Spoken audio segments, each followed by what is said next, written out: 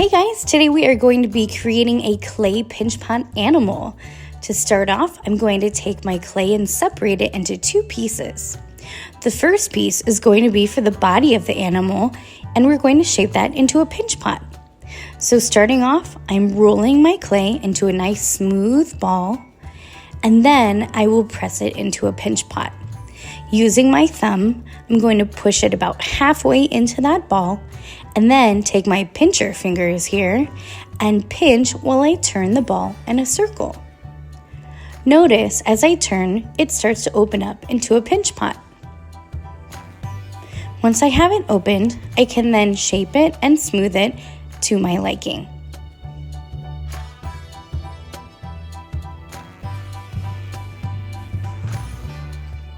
While I'm opening my pinch pot up, I can also write my name on the inside.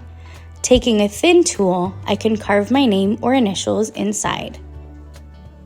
Once I have the animal body ready, I need to make the head. Now you can make any animal you want, but I'm going to make a cat. So for the cat, I need to make a head by shaping a ball and then pinching it to the shape of a cat head. I need to attach it, so I will score and slip. Score means making scratches in the clay, and slip is clay water. I smooth that over the scratches and then push the head in. Again, clay glue is scoring and slipping. Once I've attached the head, it's time for some details. I'm going to flatten a piece of clay to make the ears, because again, I'm making a cat.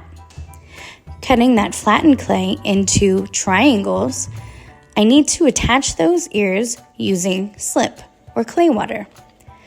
So again, I'm going to dip my fingers in the clay water, press and smooth the ears on so they stay attached to the back of the head.